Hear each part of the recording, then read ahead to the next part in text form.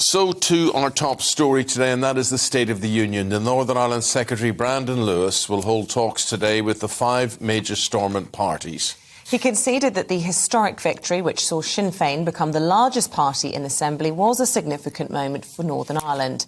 However, he made clear that his hope was still to form an executive as soon as possible. He's also expected to meet with the Irish Foreign Minister Simon Coveney today, who's warned that restoring the executive in Northern Ireland could actually take months. Well, let's go to political commentator Eamonn Mallie now, who joins us from Belfast. Eamonn, what has just happened? Different reaction from different people. Some people be very welcoming of the state of the parties at the Northern Ireland Assembly, and other people quite frightened. Yes, let me put this in context very simply, Eamonn. It means one thing, and I think there should be a cause for celebration here. What happened at the weekend with Sinn Féin becoming the biggest party in terms of representatives at Stormont? It means that the era of militant republicanism, as we knew it in terms of the IRA historically, is over, gone, kaput and finito. Now, that is very, very significant. It means that politics in terms of republicanism has won through. After that, questions arise. What does it really mean? Does it mean now that Sinn Féin holding the post of First Minister will automatically lead to a border poll to decide whether Northern Ireland is part of the United Kingdom or the Republic of Ireland? It doesn't automatically mean that. Does it mean that a united Ireland is just down the road? It doesn't mean that either. But symbolically, a Republican, for the first time in 101 years, holding the post of First Minister is immensely important, symbolically. You know, we hear lots of talk, and as I said, this means different things to different people here. And all the applause there for Michelle O'Neill, who, to explain to people again, becomes very, very complicated. She should be First Minister, but that, again, is not guaranteed because of the way the setup is in Northern Ireland. Explain that to people as well. Yes. The significance of Michelle O'Neill, a Republican holding the post, cannot be underestimated. But the posts of First Minister and Deputy First Minister are co-equal in our system in Northern Ireland. And you cannot have an administration without the support of both the First and Deputy First Minister. That's just a reality. It's like having 2 Prime Ministers. But the symbolism of holding the post of First Minister, being the party with the biggest number of representatives, that's what's really militating against unionism and making them very angry at this point in time.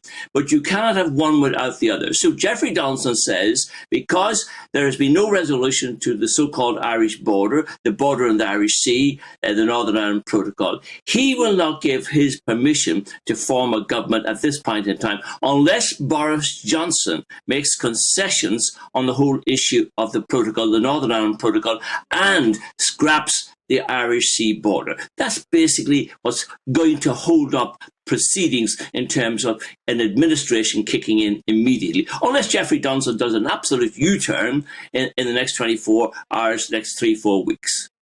I suppose the problem with all of that then, Eamonn, is that if Boris Johnson is to rip up the protocol, as some people are suggesting they're considering, that has implications not only in, I suppose, the EU's retaliation, but also in the UK relationship with the Biden administration, who've really strongly warned against that. So what you see is this kind of impasse on all fronts, possibly. You're quite right. And the other thing is this, and this cannot be ignored, the majority of people in Northern Ireland opposed Brexit. The Alliance Party, who did extremely well, who's now sitting with 17 seats, that might be called the middle party in Northern Ireland, they jumped from 8 seats to 17 seats in this election.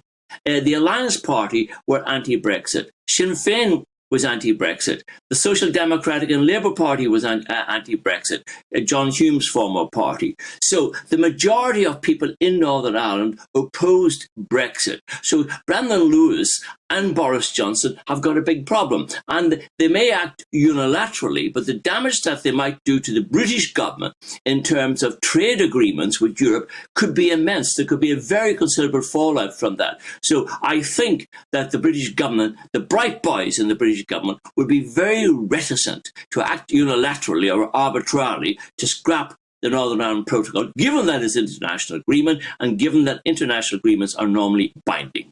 Yeah. But if that was the case, Eamonn, then that leaves us without a government yet again in Northern Ireland. And people, I don't know what your analysis is, when they went to the polls last Thursday, were they voting on the cost of living crisis? Were they voting on the terrible state of the NHS in Northern Ireland? What is going to happen to everyday life? Right, let me explain this, Eamonn.